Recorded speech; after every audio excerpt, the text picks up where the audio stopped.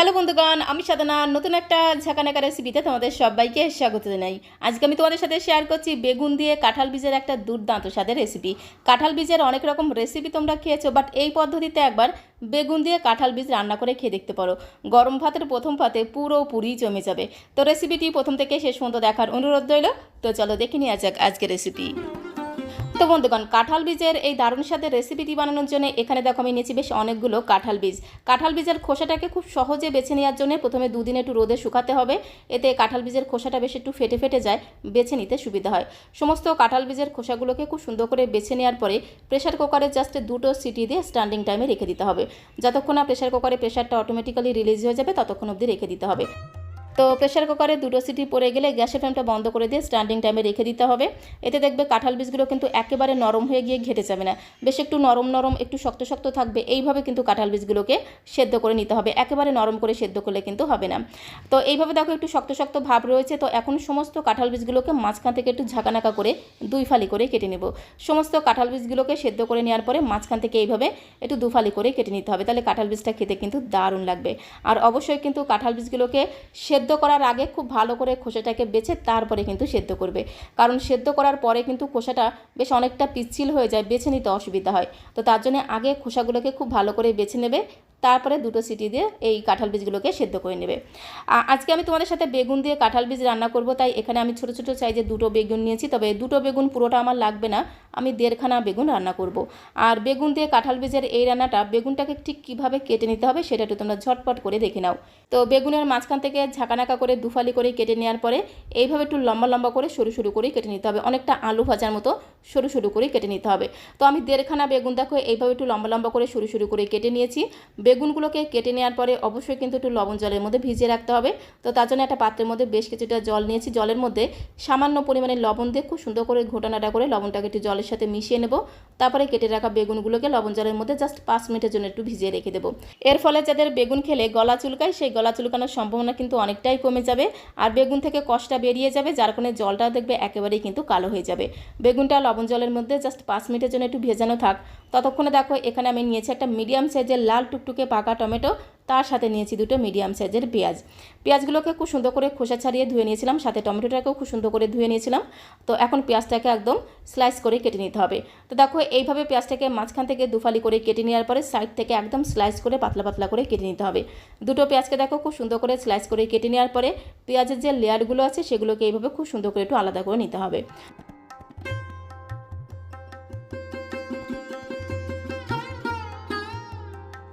তো পেঁয়াজের লেয়ারগুলোকে দেখো খুব সুন্দর করে হাতের সাহায্যে ঘষে ঘষে খুব সুন্দর করে আলাদা করে নিলাম। আর পেঁয়াজগুলোকে এইভাবে একটু স্লাইস করে একটু পাতলা পাতলা করে সরু সরু করে কেটে নিলে দেখতেও সুন্দর লাগবে, আবার খেতেও কিন্তু দারুণ মজা লাগবে। সাথে লাল টুকটুকে পাকা টমেটোটাকেও খুব সুন্দর করে কেটে নেব। টমেটোর মাঝখান থেকে ঝাঁকানাকা করে দুই ফালি করে কেটে নেওয়ার পরে টমেটোর বোটার দিকটাকে একটু কেটে বাদ দেবো, তারপরে ঠিক এইভাবে একটু লম্বা লম্বা করে সরু সরু করে কেটে নেব।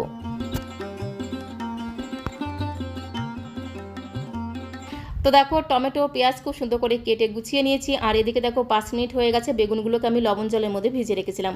বেগুন কাটার পরে যদি লবণ জলের মধ্যে একটু ভিজিয়ে রাখা যায় তাহলে বেগুনের মধ্যে যে কষটা থাকে সেই কষটা বেরিয়ে আসে, যার কারণে জলটাও কিন্তু কালো হয়ে যায়। জলটা দেখো কতটা কালো হয়ে গেছে। আর এইভাবে যদি বেগুন কাটার পরে একটু লবণ জলের মধ্যে ভিজিয়ে রাখা হয় তাহলে কি হয়, যাদের বেগুন খেলে গলা চুলকায় সেই গলা চুলকানোর সম্ভাবনা কিন্তু অনেকটাই কমে যায়। সমস্ত বেগুনগুলোকে খুব সুন্দর করে জল ছেঁকে ছেঁকে একটা পাত্রের মধ্যে আমি তুলে নিলাম। তো তারপর আমি রান্নাটা করে নেবো, তার জন্য দেখো সরাসরি চলে আসলাম কড়াইয়ের কাছে। গ্যাসের ফ্লেমটা অন করে দিয়ে একটা কড়াই বসিয়ে দিয়েছি। কড়াইটা একটু গরম হয়ে গেলে জাস্ট 3 চামচ দিয়ে দিলাম সর্ষের তেল। সর্ষের তেলটা একটু গরম হয়ে গেলে দুটো শুকনো লঙ্কা ফোড়ন দিয়ে দিলাম। তারপরে শুকনো লঙ্কা দুটোকে খুব ভালো করে ঘোটানোটা করে একটু লাল লাল করে ভেজে নিতে হবে। শুকনো লঙ্কা থেকে যখন খুব সুন্দর একটা ভাজা গ্রান বেরিয়ে এসেছে তখন আমি তেলের মধ্যে ফোড়নে দিয়ে দিলাম 1 চামচের 3 ভাগের 1 ভাগ রাঁধুনি ফোড়ন। রাঁধুনিকে অনেকে কিন্তু চন্দনীও বলে, আর এই রাঁধুনিটা কিন্তু বেগুনের সাথে দারুণ যায়, খুব সুন্দর টেস্ট হয়, সাথে সাথে ঘ্রাণটাও কিন্তু দুর্দান্ত হয়। তারপরে রাঁধুনি শুকনো লঙ্কাটাকে খুব ভালো করে একটু লাল লাল করে ভেজে নিতে হবে। যখন রাঁধুনি শুকনো লঙ্কা থেকে খুব সুন্দর একটা ভাজা গ্রান বেরিয়ে এসেছে তখন আমি এর মধ্যে দিয়ে দিলাম থেতো করা রসুন। একটা গোটা রসুনের কোয়াগুলোকে খুব সুন্দর করে বেছে একটু শিলনোড়াতে থেতো করে রেখেছিলাম। আর এইভাবে কিন্তু রসুনটাকে থেতো করে দিতে হবে, তাহলে খেতে কিন্তু দারুণ টেস্ট হবে। রসুনটাকে দিয়ে খুব ভালো করে নেড়েছেড়ে একটু লাল লাল করে ভেজে নিতে হবে। যখন রসুনের কাঁচা গন্ধটা চলে গিয়ে খুব সুন্দর একটা ভাজা গ্রান বেরিয়ে এসেছে তখন আমি এর মধ্যে দিয়ে দিলাম পেঁয়াজ কুচি। দুটো মিডিয়াম সাইজের পেঁয়াজকে এরকম করে একটু স্লাইস করে কেটে রেখেছিলাম। পেঁয়াজ কুচি দিয়ে খুব ভালো করে প্রথমে একটু নেড়েচেড়ে মিশিয়ে নেব। পেঁয়াজটাকে দিয়ে খুব ভালো করে ঘোরানাটা করে মিশিয়ে নেব, যাকে বলে এদিক ওদিক যেদিক সেই দিয়ে খুব ভালো করে এইভাবে একটু মিশিয়ে নিতে হবে। তো পেঁয়াজ কুচি দিয়ে খুব ভালো করে দেখো নেড়েচেড়ে মিশিয়ে নিলাম। তো তারপরে এর মধ্যে আমি 4-5টা কাঁচা লঙ্কাকে মাঝখান থেকে একটু ভেঙে ভেঙে দিয়ে দিলাম। এই রান্নাটা একটু ঝাল হলে খেতে কিন্তু দারুণ লাগে। তবে ঝালের পরিমাণটা তোমরা যে যেমন ঝাল খেতে পছন্দ করো সে অনুসারে এখানে কাঁচা লঙ্কাটা অ্যাড করে দেবে। তার সাথে আগে থেকে সেদ্ধ করে মাঝখান থেকে দুফালি করে কেটে রাখা কাঁঠাল বীজগুলো দিয়ে পেঁয়াজের সাথে খুব ভালো করে একটু ঘোটানাটা করে মিশিয়ে নেব। তো কাঁঠাল বীজগুলোকে দিয়ে খুব ভালো করে মেশানো হয়ে গেলে এর মধ্যে আমি দিয়ে দেবো আলু। একটা মিডিয়াম সাইজের আলুকে খোসা ছাড়িয়ে ঠিক এরকম করে একটু লম্বা লম্বা করে সরু করে কেটে রেখেছিলাম। একটু আলু দিলে খেতে কিন্তু দারুণ লাগবে। তো এখন এই আলু পেঁয়াজ কাঁঠাল বীজটাকে একটু ভাজার সময় স্বাদ মতো এখন আমি লবণটাকে দিয়ে দিলাম। তার সাথে সামান্য পরিমাণে দিয়ে দিলাম একটু হলুদের গুঁড়ো। তো লবণ আর হলুদ গুঁড়ো দিয়ে গ্যাসের ফ্লেমটা মিডিয়াম করে দেবো। তারপরে খুব ভালো করে নেড়েছে এই আলু পেঁয়াজ আর কাঁঠাল বীজগুলোকে একটু হালকা লালচে করে ভাজতে হবে। এই সময় যে খুব বেশি লাল লাল করে ভাজতে হবে সেরকম কোনো ব্যাপার না, একটু হালকা লালচে করে ভেজে নিলে খেতে কিন্তু দারুণ লাগবে। তো গ্যাসের ফ্লেমটা মিডিয়াম করে দিয়ে বেশ কিছু সময় ধরে আলু পেঁয়াজ আর কাঁঠাল বীজগুলোকে দেখো একটু হালকা লালচে করে ভেজে নিয়েছি। তো এখন আমি এর মধ্যে দিয়ে দেবো টমেটো কুচি।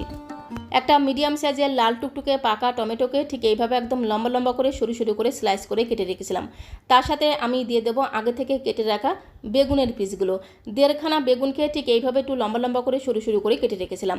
তো এখন এই টমেটো স্লাইস আর বেগুনের পিসগুলোকে দিয়ে সমস্ত কিছুর সাথে খুব ভালো করে একটু নেড়েচেড়ে মিশিয়ে নিতে হবে, যাকে বলে এদিক ওদিক যেদিক সেদিক খুব ভালো করে মিশিয়ে নিতে হবে। মেশাতে মেশাতে মনে হচ্ছে এর মধ্যে আর একটুখানি হলুদ গুঁড়ো দিতে হবে, তাই একদমই সামান্য পরিমাণে একটু হলুদ গুঁড়ো দিয়ে দিলাম। তার সাথে খুব সুন্দর একটা রঙের জন্য দিয়ে দেবো একদমই সামান্য পরিমাণে একটু কাশ্মীরি লাল লঙ্কার গুঁড়ো। এই কাশ্মীরি লাল লঙ্কার গুঁড়োটা কিন্তু সম্পূর্ণ অপশনাল, তোমরা চাইলে দিতে পারো আবার নাও দিতে পারো, তাতে কোনো সমস্যা নেই। তো সামান্য পরিমাণে একটু হলুদ গুঁড়ো তার সাথে একটু কাশ্মীরি লাল লঙ্কার গুঁড়ো দিয়ে খুব ভালো করে মেশানো হয়ে গেলে ঢাকা দিয়ে গ্যাসের ফ্লেমটা মিডিয়াম টু লোতে রেখে 3 থেকে 4 মিনিট সময় ধরে একটু রান্না করে নিতে হবে। মাঝখানে 2-1বার ঢাকনাটা তুলে অবশ্যই একটু নেড়েচেড়ে মিশিয়ে নিতে হবে, না হলে আবার তলা দিয়ে পুড়ে যেতে পারে। 3-4 মিনিট সময় ধরে রান্না করে নিয়েছি। এতে দেখো আলু বেগুন আর কাঁঠাল বীজগুলো কিন্তু অনেকটাই নরম হয়ে গেছে। আর যখনই ঢাকনাটা তুলবে দেখবে কি সুন্দর একটা ঘ্রাণ তোমরা পাবে। তো ঢাকনাটা তুলে খুব ভালো করে মেশানো হয়ে গেলে এই সময় আমি এর মধ্যে দেবো 1 চামচের 3 ভাগের 1 ভাগ একটু চিনি। একটুখানি চিনি দিলে বেশ একটু হালকা মিষ্টি মিষ্টি খেতে হবে, খেতে কিন্তু দারুণ লাগবে। তার সাথে বেশ কিছুটা দিয়ে দিলাম ফ্রেশ ধনেপাতা কুচি। তো সামান্য পরিমাণে একটু চিনি তার সাথে একটু ধনেপাতা কুচি দিয়ে খুব সুন্দর করে ঘোটানাটা করে মেশানো হয়ে গেলে আরও একবার একটু ধামাচাপা দেবো, মানে ঢাকনাটা বন্ধ করে গ্যাসের ফ্লেমটা মিডিয়াম টু লো করে দিয়ে জাস্ট 2 মিনিট সময় ধরে একটু রান্না করে নেব। এতে চিনিটাও খুব সুন্দরভাবে গলে যাবে, সাথে সাথে ধনেপাতাগুলো বেশ একটু সফট হয়ে যাবে, খেতে কিন্তু দারুণ লাগবে। 2 মিনিট পরে যখনই ঢাকাটা তুলবে দেখবে কি সুন্দর একটা ঘ্রাণ তোমরা পাবে। তো ঢাকাটা তুলে খুব সুন্দর করে একটু ঘোটানাটা করে মেশানো হয়ে গেলে সবশেষে এর মধ্যে যেটা দিতে হবে সেটা হচ্ছে 1/2 ইঞ্চি মতো আদা গ্রেট করে দিতে হবে। আর এই আদার ঘ্রাণটা কিন্তু দারুণ লাগবে। তো আদাটাকে দিয়ে জাস্ট মিনিটখানেক সময় ধরে একটু নেড়েচেড়ে ভেজে নেব, এতে আদার কাঁচা গন্ধটা চলে যাবে আর আদার একটা হালকা ভাজা ঘ্রাণ কিন্তু দারুণ লাগবে। তো আদাটাকে দিয়ে মিনিটখানেক সময় ধরে খুব ভালো করে একটু নেড়েচেড়ে মিশিয়ে নিলাম। রান্নাটা কিন্তু একদমই রেডি হয়ে গেছে, গ্যাসের ফ্লেমটা বন্ধ করে দিলাম। তো এখন একটা বোলের মধ্যে আমি সার্ভ করে দেবো। আর এইভাবে বেগুন দিয়ে কাঁঠাল বীজ রান্না করলে গরম ভাতের প্রথম পাতে পুরোপুরি জমে যাবে। কাঁঠাল বীজের অনেক রকম রেসিপি তোমরা খেয়েছো, বাট এই পদ্ধতিতে একবার বেগুন দিয়ে কাঁঠাল বীজ রান্না করে খেয়ে দেখতে পারো, খেতে এতটাই টেস্টি হয় একবার বানিয়ে খেলে বারবার বানিয়ে খেতে ইচ্ছে করবে।